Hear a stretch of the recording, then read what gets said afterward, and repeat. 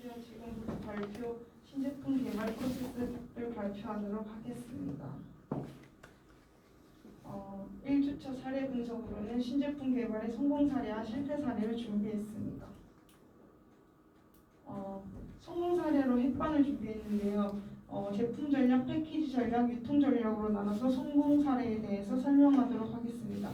품질이 일단은 제품 전략으로는 햇반에 사용되는 쌀은 품질이 검증된 쌀을 사용하면서 저온 보관하면서 3일마다 도정하여 품질은 집에서 지은 밥맛과 비교하면서 개발을 하였고, 그 다음에 1인분 용기에 담아가지고 전자레인지에 2분을 돌리면 쉽게 먹을 수 있도록 편의성을 개발하였고요. 패키지 전략으로는 당연히 밥맛을 집에서 지은 밥맛과 비교하면서 했으니까 그거를 어떻게 실현하였는가? 3중 구조의 산소 차단층으로 된 용기와 뚜껑으로 공기 유입을 막아줌으로써 이제 부패를 막아주었고요. 전반적으로 흰색을 사용하여 청결함과 깨끗함을 강조하는 시각적인 효과를 주었습니다. 그 다음 가운데에는 붉은색 계통을 사용하여 주목 효과를 얻으려고 노력하였습니다. 그 다음에 유통 전략으로는 신제품 수용도가 높은 젊은 층이 쉽게 접근할 수 있도록 편의점을 중심 경로로 선정하였고요. 그래가지고 신제품의 이미지 훼손 방지를 위해서는 또 유통업체에서는 무리한 가격 할인하는 것에 대해서 통제를 하였습니다. 그 다음에 실패 사례에 대해서 말씀을 드리면은 유코크라고 처음 들어보셨을 텐데 한창 펩시가 인기 있었을 때 이제 코카콜라도 너무 위협을 느껴가지고 더 시장을 선점하고자 코카콜라에서 새로운 콜라를 개발하였다. 이러면 사람들이 주목을 받을 거라고 생각했는데 소비자들의 반응은 매우 차가웠습니다. 그래서 신제품 출시 과정에 대해서 다시 설명해 드리면 99년간 유지해왔던 코카콜라 레시피를 변경해 유코크라는 신제품을 출시하였습니다. 펩시의 공격적인 마케팅으로 세력을 넓혀가고 코카콜라 주가는 하락세였기 때문에 신제품 출시를 통해 위기를 타개하려고 하였습니다. 그래서 시대 변화에 맞춰 맛으로 승부수를 던졌는데 20만 번의 블라인드 테스트를 통해서 하였고요. 그래서 맛에 대한 자부심을 가지고 있었는데 소비자들의 반응은 회사에 온 수천 통에 쏟아진 전화와 편지는 소비자들의 항의였습니다. 기존의 코카콜라를 마실 수 없다는 사실에 불만하였고 분노하였습니다. 사람들에겐 그냥 단순한 음료가 아니라 오랜 시간 함께해왔던 시간이자 추억이었기 때문입니다. 그래서 다시 코카콜라는 예전의 맛으로 돌아갔고 79일 만에 기존의 코카콜라를 코카콜라 클래식으로 변경하여 다시 생산하였습니다. 실패를 했으면 실패를 통해서 얻은 것이 있죠. 그것은 바로 브랜드의 주인은 회사가 아니라 소비자라는 것입니다. 그리고 팬들과 소통하는 것을 중요성을 깨닫고 코카콜라의 마케팅 전략은 다양한 캠페인과 커뮤니케이션을 통해서 이제 소비자들에게 친근한 이미지를 각인시킴으로써 그 소비자들만의 그 추억과 그다음에 경험들을 소중히 여기면서 이제 계속 활발하게 활동하고 있습니다. 자, 제2장으로 시장 기회 확인입니다. 일단은 시장 기회를 확인하기 위해서는 분석 기법으로는 수학 분석이 보편화되어 있는데요. 수학 분석을 왜 쓰느냐? 상황을 전략적으로 접근할 수 있기 때문입니다. 시장에 주어진 위험 요인과 기회 요인 파악할 수 있고요. 이를 극복하기 위해서 우리 자사의 강점이 뭔지, 그래서 그것을 활용할 수 있고, 약점은 또 무엇인가 해서 그것을 보완할 수 있고, 1학년 때부터 익히 여러분들은 수학 분석에 대해서 하니까 더 설명을 안 하도록 하겠습니다. 그래가지고 제가 준비한 사례는 야놀자입니다. 야놀자도 여러분들이 친구들과 놀러를 가거나 가족들끼리 여행을 갈 때 어플리케이션을 통해서 많이 사용해 봤을 텐데요. 스마트폰의 광범위한 보급과 모바일 기술 트렌드를 파악하고 그래가지고 20대, 30대의 중소형 그 숙박업에 대한 꾸준한 수요를 예측하고 알아내가지고 연결시켜가지고 탄생시킨 오프라인과 온라인의 비즈니스 모델입니다. 그래서 야놀자 회사의 그 비전은 여가의 질적 개선을 통한 놀이 문화를 선도하겠다. 그래서 그 전략의 목표는 첫 번째, 공간 제약을 해소하고 두 번째, 놀이 컨텐츠를 다양화하겠다. 그래서 좋은 숙박이라는 캠페인을 통해서 모텔과 같은 중소형 숙박업에 대한 편견을 깨고자 첫 번째, 안전, 두 번째, 편리, 세 번째, 감동, 네 번째, 청결, 다섯 번째, 합리적 가격이라는 5가지 영역에서 혁신을 이루고자 끊임없이 도전하였습니다. 그래가지고 노는 문화의 질적 개선을 통한 좋은 숙박 문화로 고객의 행복을 만들자라는 목표가 정해지자 그것을 이루기 위한 아이디어가 쏟아져 있고요. 그것을 시도했고 이뤄나가면서 숙박 문화의 새로운 지평을 만들어 왔습니다. 그래가지고 야놀자가 어떻게 전략적으로 성공할 수 있었는지 수학 분석을 해보면요. 강점으로는 시장 선도의 기업 인지입니다. 그 다음에 두 번째로는 광범위한 서드 파리를 확보하였습니다. 그리고 시장 선점 효과로 고객층을 확보하였고 이미 개발된 앱의 편리성이 있었기 때문에 또 강점으로 선정되었습니다. 그 다음에 약점으로는 추가적인 수익 모델의 필요성을 느꼈습니다. 이 말은 그 중소형 업이 아니라 레저, 여행, 좀 그 야놀자 앱을 통해서 더 많은 놀이를 선도할 수 있는 수익 모델이 좀 다양화가 부족했기 때문에 그것을 약점으로 두었고요. 그럼 아직 중소형 숙박이라는 편중이 있었기 때문에 약점입니다.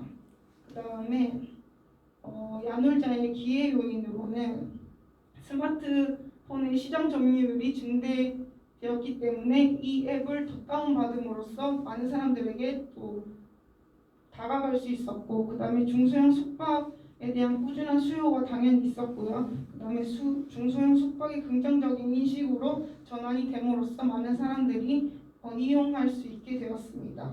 그 다음에 위험 요인으로는 가계 침체로 인한 가계 위축으로 인해서 여행을 별로 이제 여행 비용부터 줄이기 때문에 야놀자 앱을 덜 사용할 수도 있는 거고 그 다음에 레저와 휴식의 다변화로 인해서 여행도 아니고 그냥 홈카페스로 집에서 편하게 노는 문화도 이제 또 계속 있고 다양한 백화점에서도 하루 종일 놀 수도 있고 그런 곳이 많기 때문에 또 앱의 사용이 줄어들 수도 있다. 이렇게 정리하도록 하겠습니다. 3장으로는 고객 요구의 확인입니다. 고객 요구를 확인한다. 고객 니즈가 이제 변화되었다는 것에 대해서 설명해 드리면은 하버드 대학의 제럴드 잘트만 교수는 말로 표현되는 고객의 니즈는 5%밖에 불과하다. 그래서 95%는 숨겨있기 때문에 기업이 그것을 찾아야 한다. 파악해야 합니다. 그래서 고객의 니즈는 점점 다양해집니다.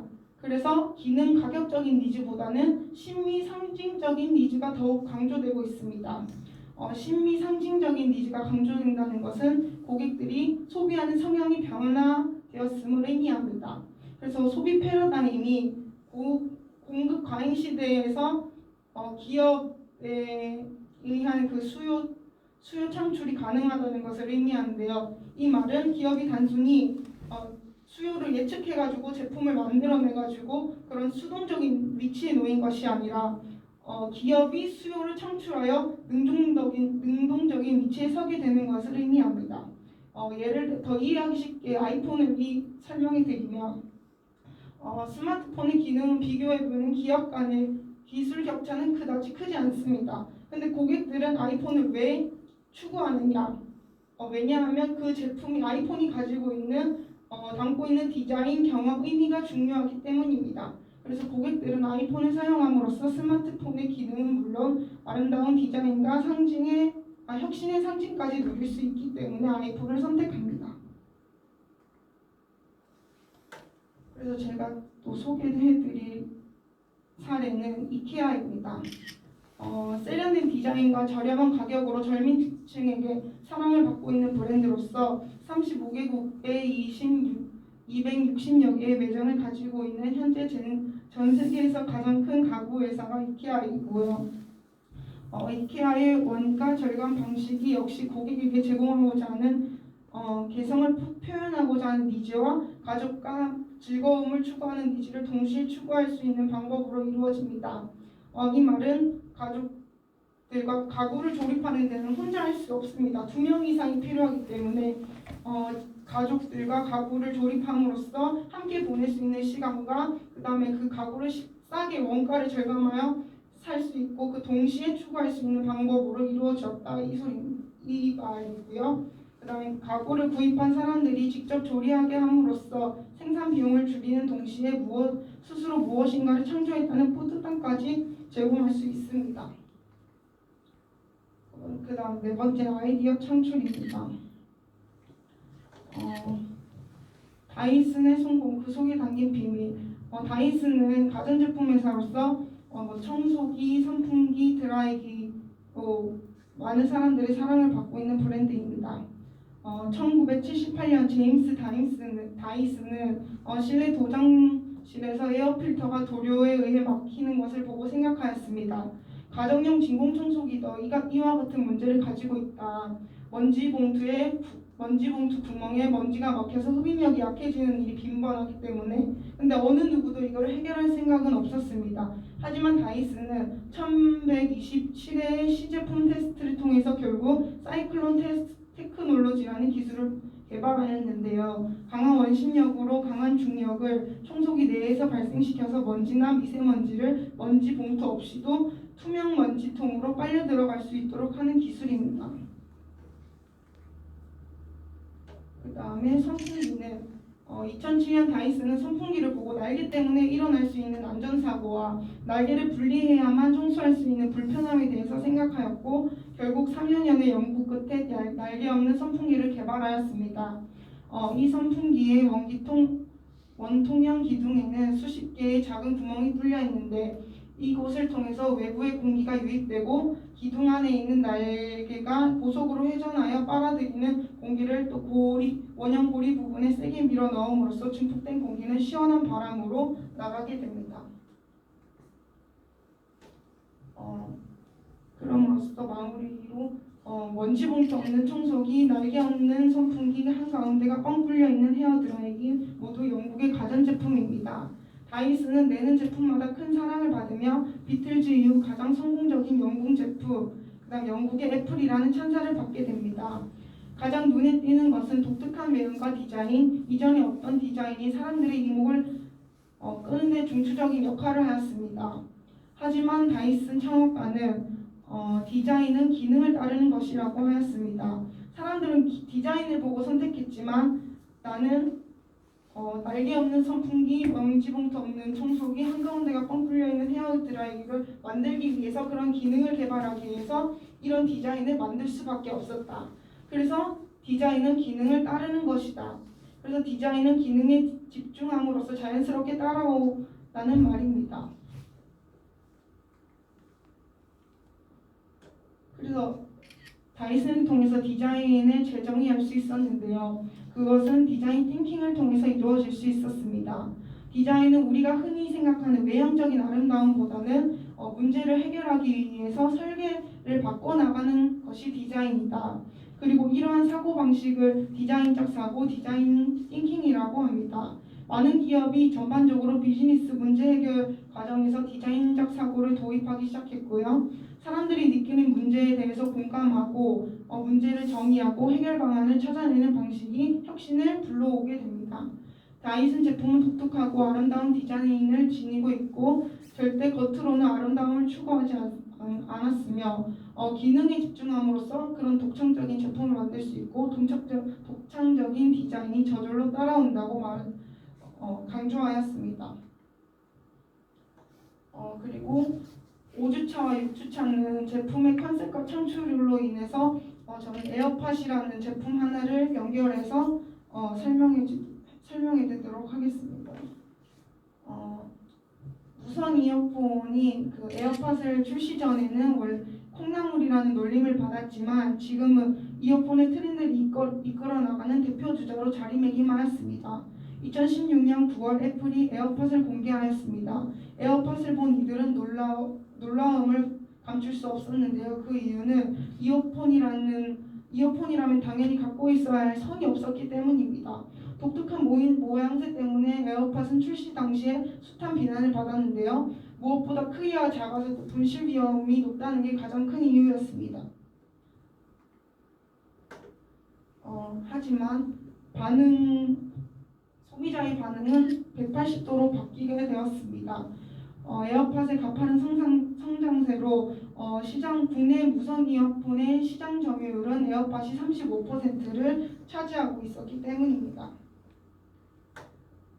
그리고 에어팟 무선 이어폰의 시장 규모도 2016년에 비해서 2018년에는 3,360만 대를 판매하기도 하였습니다. 출시 전까지만 해도 비난이 일색이었던 소비자들의 태도를 찬사로 바꾸게 했고 2007년에 5월 시장조사업체 크리에이티브 스트래티지가 에어팟 이용자 942명에게 에어팟 제품 만족도를 물은 결과 전체의 98%가 매우 만족한다고 답하였습니다. 만족한 이유에 대해서 계속 설명해 드리면 에어팟은 선이 없는 이어폰입니다.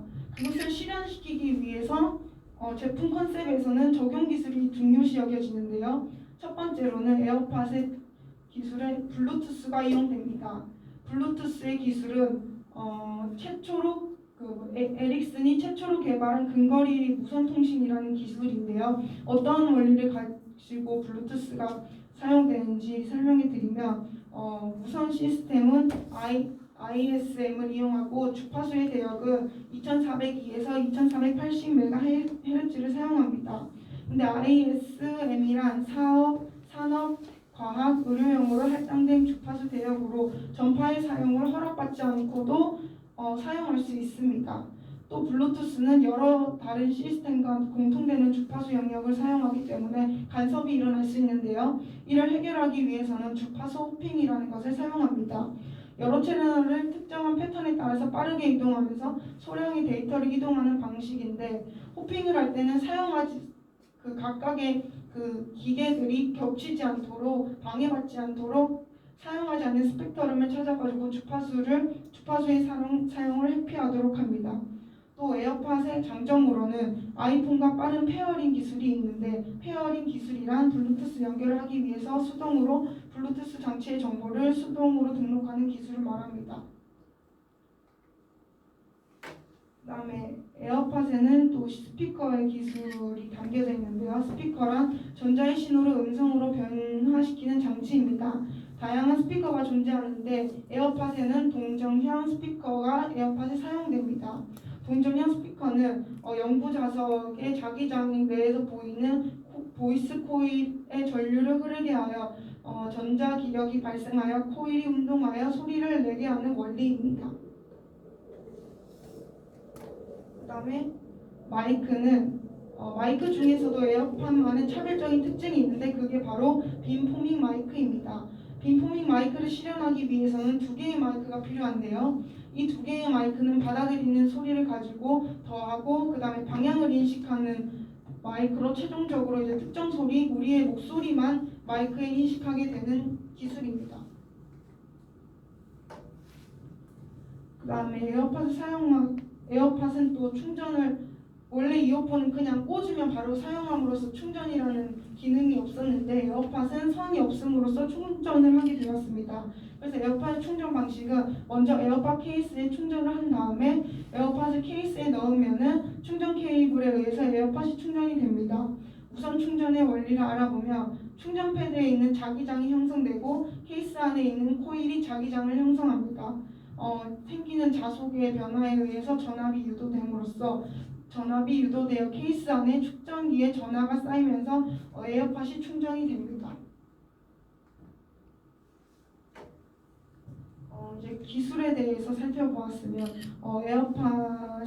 에어팟의 경쟁자가 등장하였습니다. 시장 조사 업체 스트래티지 애널리스트에 따르면 전 세계 무선 이어폰 시장 규모는 지난 2005년 3,620만 대에서 이제 2022년에는 1억 대까지 치솟을 전망을 바라보고 있는데요. 국내에서도 무선 이어폰의 시장이 빠른 속도로 확산되고 2019년 1월 기준 11번가 G마켓 등 주요 온라인 쇼핑몰의 무선 이어폰 판매량이 이미 유선 이어폰을 추월하였습니다. 급격히 시장이 커지면서 삼성전자, 샤오미 등 스마트 업체뿐만 아니라 음향기기 제조업체들도 공세를 본격화하였는데요. IT 업계 관계자는 무선 이어폰이 스마트폰과 연동을 기반으로 다양한 기능이 추가되고 있다면서 시장 구도의 과거 음향 주변 기기 업체 중심으로 스마트 업체 간의 경쟁 구도로 재편될 가능성이 커 보인다고 전하였습니다. 그래서 제가 에어팟의 경쟁사로는 삼성전자의 갤럭시 버즈와 샤오미의 에어닷을 준비했습니다. 삼성이 에어팟보다는 경제성으로 15만 9,500원이고 에어팟은 일단 에어팟 2와 1은 22만 원, 23만 원이고 뒤에 나올 에어팟 프로는 33만 원이고요. 그것을 기준으로 계속 설명이 이어나가면 삼성이 에어팟보다 뛰어난 것은 갤럭시 버즈로 총 공세에 나섭니다. 그러면서 시장 판도를 변화시켰고요. 갤럭시 버즈는 하만의 프리미엄 오디오 브랜드 AKG의 음향 기술을 적용한 것이 특징입니다. 이어버즈 안팎에 2개의 마이크를 탑재해 주변 상황에 따라서 사용자의 음성을 인식하고 외부의 소음을 차단해 시끄러운 환경에서도 또렷한 목소리로 통화가 가능합니다. 그리고 인체공학적 디자인으로 장시간 사용할 수 있었고 그 다음에 운동 중에서도 떨어지지 않는 편안한 착용감을 선사하였습니다. 그 다음에 샤오미 에어닷은 갤럭시 버즈보다 더 싼 가격인데요. 33,000원, 한국 돈으로는 33,000원, 중국어로는 1,199 위안입니다.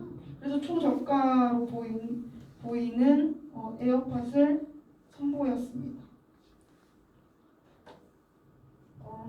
에어팟의 성공 비결은 당연히 소비자들에게 준 편일 것 같은데요. 첫 번째로는 무선이기 때문에 활동의 자유로움을 주었습니다. 두 번째는 아까 전에도 설명하다시피 스마트폰과의 그 페어링 기술이 편해졌기 때문에 간편한 작동 방식으로 그냥 터치만으로도 다음 음악을 재생할 수도 있고 멈출 수도 있고 전화 통화를 받을 수도 있고 터치만으로도 간편하게 에어팟을 작동시킬 수 있습니다. 그 다음에 세 번째로는 Z세대의 소비층에게 어필하였는데요. Z세대의 소비자들은 자기들만의 공간을 중요시합니다. 근데 에어팟을 끼므로써 지하철에서도 자기가 듣고 싶은 음악을 들을 수 있고 운동하는 동안에서도 자기가 듣고 싶은 음악과 자기가 할 수 있는 일을 연결해서 할 수 있기 때문에 자기만의 공간과 공적인 공간이 겹치면서 그 Z세대의 그 소비자들을 공략할 수 있었고 네 번째 마지막으로는 낮은 지연 시간으로 에어팟이 성공할 수 있었습니다. 그 다음에 여섯 번째로 제품 컨셉의 선정은 저는 제품 컨셉 보드를 제가 만들어 봤는데요. 에어팟 프로가 나에게 준 해방과 자유로 이전에 출시된 에어팟에 노이즈 캔슬이라는 기능을 더해 돌아왔다. 에어팟 프로를 끼고 역동적인 자세를 취해도 몸에서 떨어지지 않는 안정적인 착용감을 줄 수 있다. 소음 차단 기능을 통해 자기만의 공간에 대한 몰입을 할 수 있다. 선이 없는 이어폰으로 휴대성과 편의성뿐만 아니라 자유로운 움직임이 가능해진다. 이렇게 해서 저희 발표를 마무리하도록 하겠습니다.